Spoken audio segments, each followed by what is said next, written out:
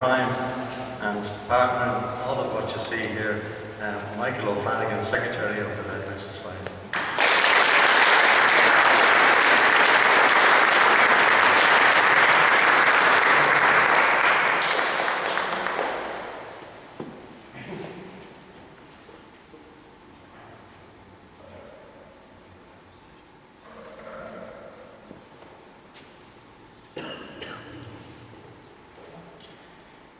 An Ulster man, I am proud to be, from the Antrim glens I come. Although I labour by the sea, I have followed flag and drum. I have heard the martial tramp of men, I've seen them fight and die. Ah, well do I remember when I followed Henry Joy. I pulled my boat up from the sea, I hid my sails away. I hung my nets on a greenwood tree, and I scanned the moonlit bay. The boys were out, the redcoats too. I kissed my wife goodbye, and in the shade of the leafy glade I followed Henry Joy. Near Antrim town the tyrant stood, he tore our ranks with ball. But with a cheer and a pipe to clear, we shoved him over the wall. Our sabres flashed, our rifles crashed, we won but lost our way. No matter, lads, I fought beside and shielded Henry Joy. Our boys, for Ireland's cause we fought, for her and home we bled. Though our ranks were few, our hearts were true, and 5-1 lay dead. And many a lassie mourned her lad, and mother mourned her boy. For youth was strong in the gallant throng that followed Henry Joy.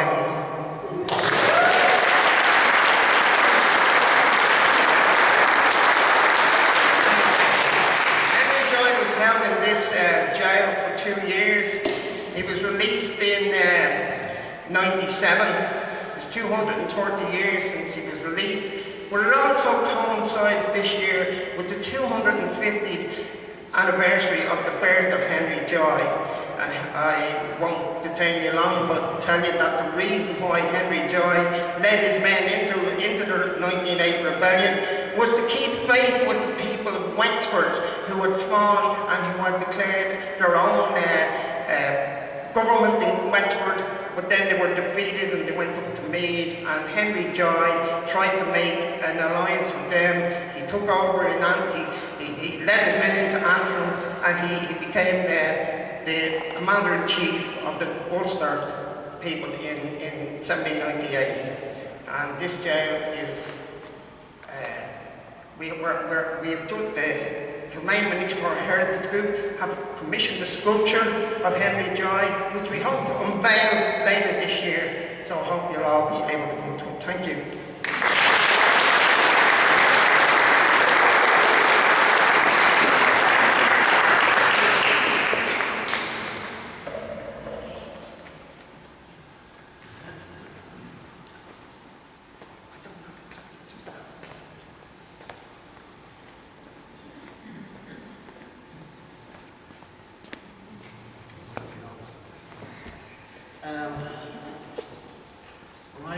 Do we have the former Minister for Trade and International Development, Joe Costello, here? He wants to be here. No. Okay, well, the next reader is my producer, Frank Allen, who produced my play To One Dead, and he does some great work with his team of actors covering the room. So I wanted to meet Frank Allen, my own father Lewis, Frank Allen.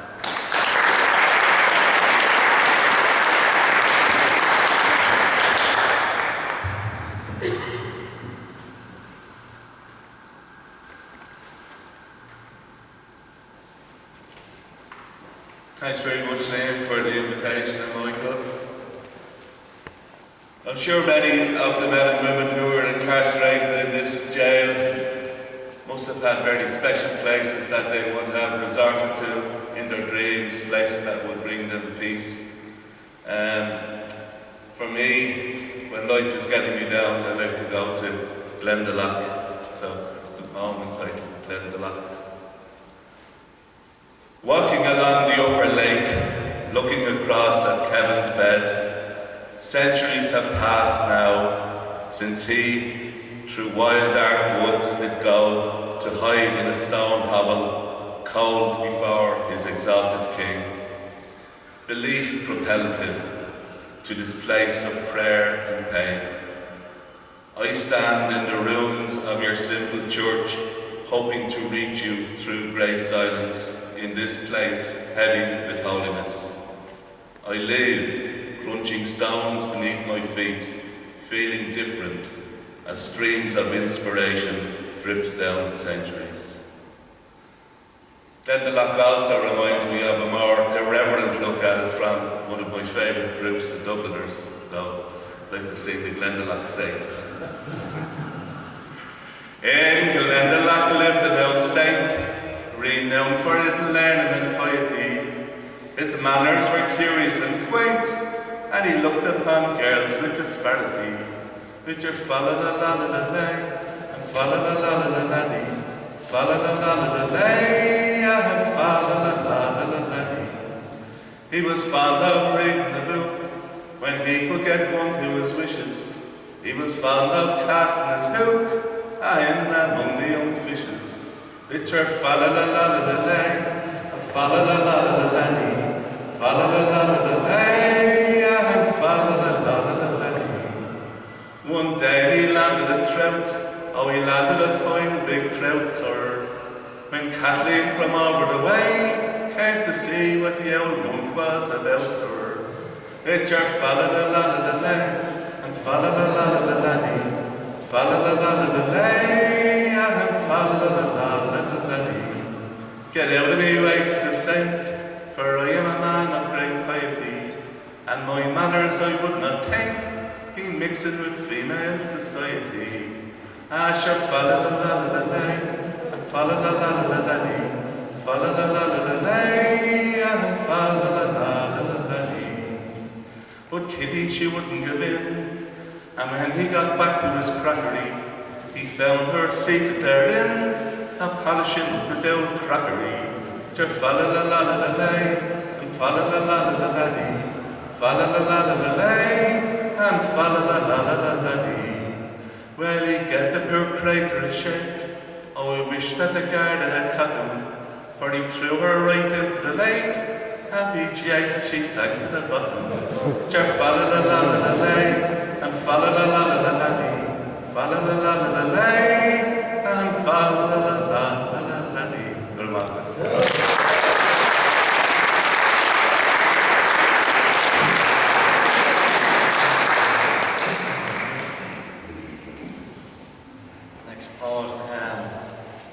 Very busy poet.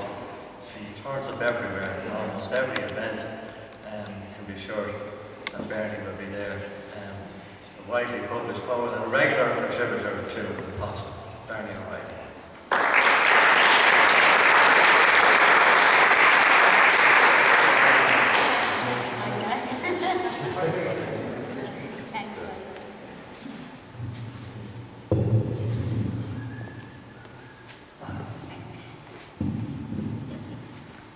Many thanks to Liam and Michael for the privilege to read tonight. It's wonderful night. I'd like to read a poem about my uncle. I spent a lot of time over the years in my dad's hometown called Ballyjamestown, County Cavan. And the poem is called Uncle Phil. His chair beside the range, cats on the couch on the floor, wondrous scenery, through the half door. Windows covered in steam, the smell of cooking, his pipe in the air. So sad and strange, he is no longer there. Thank you for listening.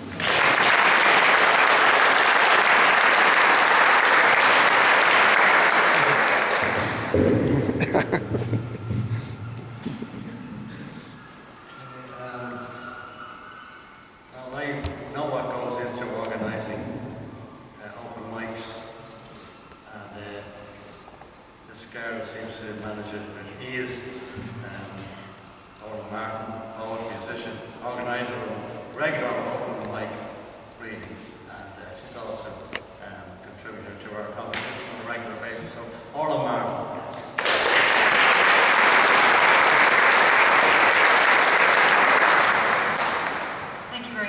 Thank you very, very much, Liam and Michael, for asking me to read here. It's such an honour, and also for all the work you've done to keep the work and the poetry of Francis Ledwidge in our hearts and in our souls. Because it's so wonderful to be here, oh my God, and thank you to staff, you're all really nice as well. The piece I'm going to do is actually, it was part of Estrogen Rising with the wonderful Catherine Ann Cullen there, but I'm not in fancy dress. I don't have my Downton Abbey 1920s gear on. Unfortunately, I'm sorry. And it's called Daughters of Ireland, and it's inspired by Maud Gonne McBride. So I hope I do justice to it. Daughters of Ireland. Daughters of Ireland, an august destiny awaits. Home rule, land wars, a nation hostage, a Troy to burn. It was for Irish men and Irish women that they did proclaim in slanting typeset on the steps of the GPO.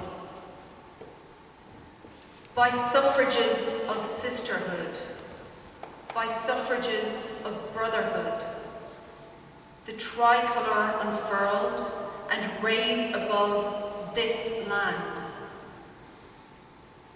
My daughters of Ireland, take heart, take force, be not felled by adversity on these cold flagstones at Kilmainham.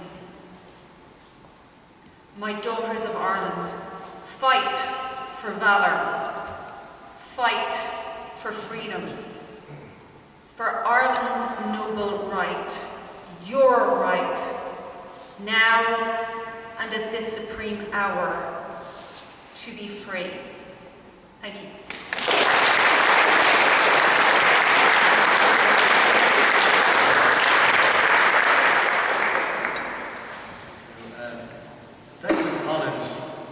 Been associated with the Intercore Ledwidge Society from the early days, and in particular with our poetry competition when he helped us on the judging, particularly if we happened to receive a poem in Irish because Declan is a Gaelic scholar. And he also wrote an introduction to an early collection of Nine Guardians of the Poem. So I'd like to welcome you to Declan College's widely published both English and Irish.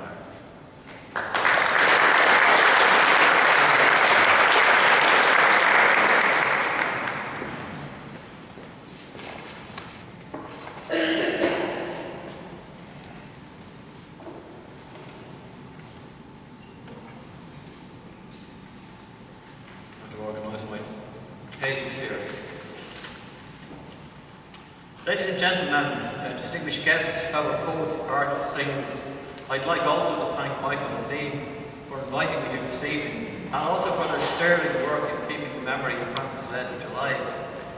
On a personal note, when I turned 13 years of age, my pigeon loft in my back garden was raided. The birds were stolen. The loft was left open, which allowed a marauding cat to come in and kill off the remaining young birds. So needless to say, I was extremely upset over this. And we have recently been studying a Ledwidge poem, A Beautiful Lament for the Poets, written after the execution of Pearse, Plunket and MacDonagh. So, using this as a little template, I plagiarised the poem to write my own first poem, which is entitled The Stolen Pigeons. Now, the famous Ledwidge poem, it's been a poem about the poets, or it's a sort of a metaphor for the poets that died, and he metaphorically compares to blackbirds singing, and the Shannavan Buck of the poor old woman represents Ireland. So, the poem went as follows. I heard the poor old woman say, break of day the fowler came, and took my blackbirds from their song, who loved me well, to shame and blame. No more from lovely distances their songs shall grace me mile by mile, when two white ashbourne call me down to wear my crown another while. With bended flowers the angels mark from the skylark the places they lie. From there its little family shall dip their wings first in the sky. And when the first surprise of flight sweet songs excite, from the far dawn will come blackbirds loud with love, sweet echoes of the singers gone. But in the lonely hush of eve, weeping I grieve the silent hills. I heard the poor old woman say, Jerry of the little hills. Now I plagiarised that by, and this is a dreadful attempt, but I thought it was good at the time. A poor pigeon lover said, and I in bed, the schemers came, and took my blackbirds from their loft, with thoughts of theft and greed in head. It was diabolical, but I thought it was marvellous at the time. But what I didn't realise was that Ledwidge had tapped into the Gaelic syllabic metres, which had been used by bardic poets between 1200 and 1600. If you look at the MacDonagh poem, he shall not hear the bittern cry in the wild sky where he is lain, nor voices of the sweeter birds above the wailing of the rain. And the syllabic poets often had that, where they would have the last word in the line, in the line rhyming with the next middle word in the next line. So, in a sense, when I was tapping into Ledwidge at that early stage, I was actually tapping into an even older Gaelic tradition. At the age of 16, Ledwidge wrote his first poem as a grocer's apprentice in Rathfarnham village, and he was so ecstatic that he walked the 30 miles back to Slane and arrived at the cottage at dawn. The writer, novelist, dramatist and poet Dermot Bulger also walked home to Finglas along a similar route, having spent his bus fare on Alistair Taine's biography of Ledwidge. In Liam's book, which was updated about 2006, he mentions the fact that that was not the first long hike that Ledwidge made, that he had wandered off from Slane and walked to Dublin and came back 3 weeks later, and he was only 12 at that stage. This is it's an anecdote that I think Ledwidge's sister told me back then. But I was down in Park Priscilla some years ago with Dermot Bulger and his lovely wife Bernie was still alive.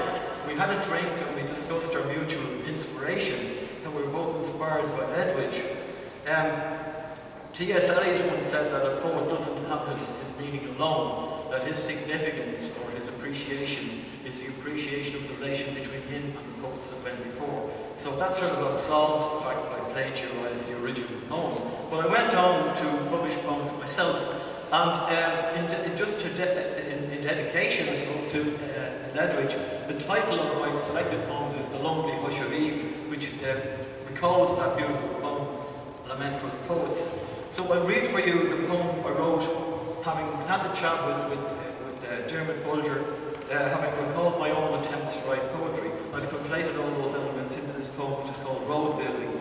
There's also a little mention of returning to the homely moor, which is a line from Behind the Closed Eye, the first poem that Ledwidge wrote, and the Blackbird was calling him back home. Road Building, a tribute to Francis Ledwidge for Dermot Bulger. You walk before us still in the hush of eve, a young man in khaki, mud spattered from road building, retracing your steps to Slane. You sang for me when I delivered my infant poem, and in the chords an internal rhyme, I proudly glossed 400 years of bardic gold, honed since the first blackbird gilded branches to lament my stolen pigeons. On another journey, a young man walked in your footsteps, retracing each milestone to an uncertain future beyond Finglas. We have realised your stolen years, have seen the dark cow leave the moor, but still you beckon us on to build and build with pick and shovel roads not travelled. Things that never were, ways uncharted in cyberspace whose goal still delight. In the comfort of the Southern Hotel, we shared our youthful dreams, brought at last to fruition in our middle years. You placed your hands on our shoulders, looked calm as the day you built your last road, walked from us slowly to the home you were. Thank you very much.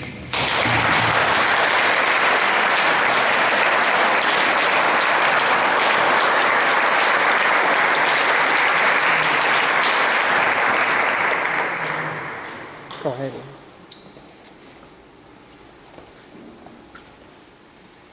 I've been looking at who's here and who's not here. There are people on my list that I don't think are here. I don't see my friend Christine Bro. Is she here? Christine's over there, is she? Oh, she is. Christine, now hiding on me.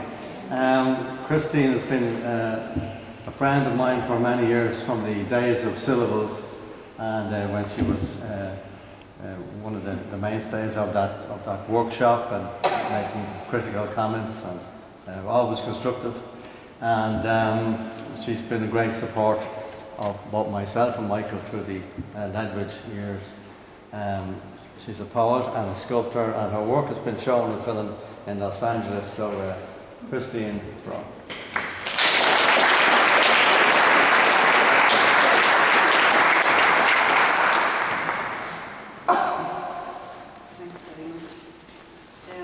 This one was inspired by the bust of Francis Ledwidge that's up in Richmond Barracks, and I'm sure everybody here has probably seen it, been in Richmond Barracks so many times this week. I actually was supposed to be in Limerick, and due to change of plans, I'm here tonight. If you're making a bronze sculpture, you make a clay thing first, and then you make a cast. You make it in beeswax, and you put the beeswax head in plaster. You leave a little pipe at the top, and you pour in the bronze, and the wax melts, and it takes on the shape. The bronze takes on the shape of the wax. So that's how it's created. So that's kind of mentioned in the poem here.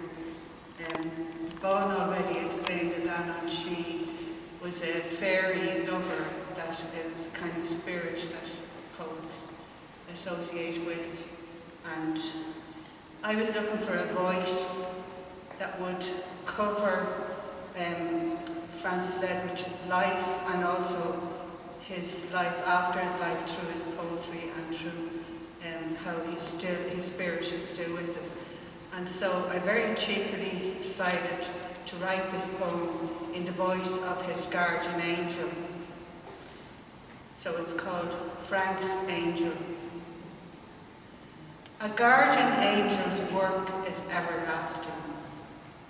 100 years dead, they have made my man a head, set in the hall of Richmond Barracks on a plinth. Bronze eyes seeming saddened by all that he has seen, mouth slightly open as if he might sigh or speak. I watched the sculpture work, Frank come from his hands. I saw him stroke his face and shake his ears, and remembered how his mother blessed his head as they harvested potatoes back in Slane, and how his first love, Ellie, kissed and kissed his parted lips and ran her slender fingers through his hair. But he answered the call, enlisted. And in an odyssey of grief, I followed Frank through a geography of war. Was with him, injured back in England. Watched him grieve the 16 Rising and tried to bring him comfort when they executed Thomas. Soon neither would hear Bitrin cry again. I hovered round the foundry while they poured the molten metal, his head of beeswax lost, a hollow skull cast before us. The smell and acrid, the steam and acrid smell of war brought me back to that last day in Ypres. Through dangerous zones, across dead man's bones, I thought my job was done. Being GA to a poet is a journey beyond life. I hang around for centuries as his spirit lingers on, planting clues for his researchers, custodians of his words. He called me Belananshi in one of his last poems, but I think he always knew me as the grace notes of his songs.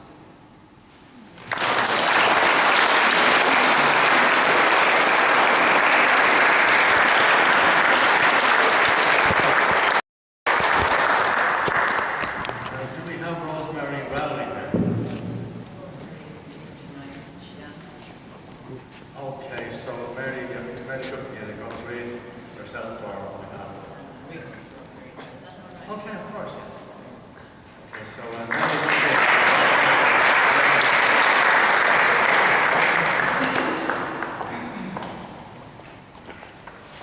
It's just lovely to be here and to be associated with Francis Ledwidge, such a beautiful writer, and I'm from a farm myself, and how he could make such beauty of nature. And I have to thank Michael and Liam for working so many years, and also for them supporting poetry, which none of us might have got published because of my age and the year I was born, and it was through his response that I started to get published. So it's a wonderful evening. So Rosemary Rowley is a very good friend of mine. She's born the same year as myself, and her parents are both from Leitrim, and I'm from Leitrim myself. So I took her yesterday to the memorial, and she got a bit of a drenching, so she wasn't able to come out this evening, and her eyesight is bothering her as well. So I will read one poem of hers. It's about climate change and about the way the world is today. So it's called The Inheritance. Whom I loved most was my old grey mother, yet they have knit her a shroud to last her centuries, a jewelled shawl of plutonium, uranium, and radioactive waste. The poor moon is demented and trawls the earth in search of magic tidings. The sun is afraid of bursting into tears. They send messages we are living on borrowed time. Why is the obverse of this testament hid deep in a man's heart? A mad relay of acid rain and powerful scourings to get vengeance on her who made him heal the pot. Brother man, it's time to stop your game. Sister is hungering, standing in the rain. So that's Rosemary Rowley.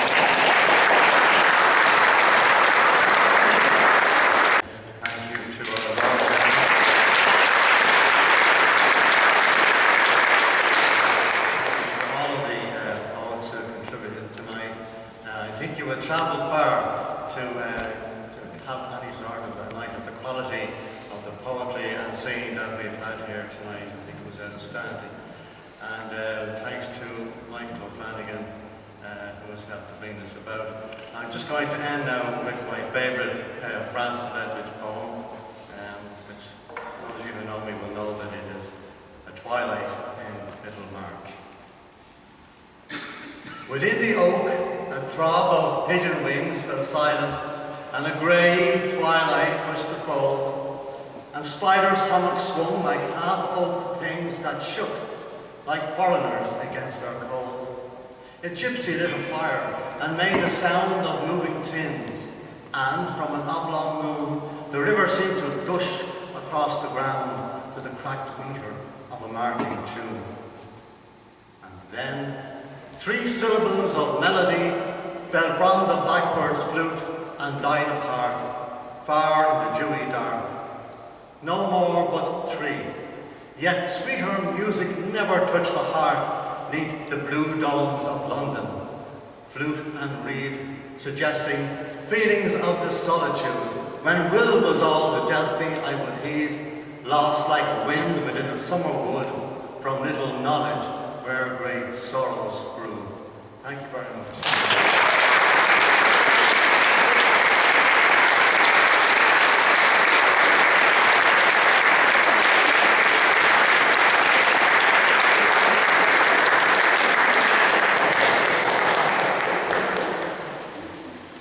Thank you again to Ciara and David and the rest of the staff at the jail. They've been extremely good to us and it's very difficult to organise something like this at the same time as we have hundreds and hundreds of people coming in to visit the jail. So thank you very much again, Ciara. Some of you have had an opportunity to have a drink before you came in. We'll be taking this down for the next 10 minutes, so if you want to have a drink or something to eat there, okay? Thank you very much for everybody for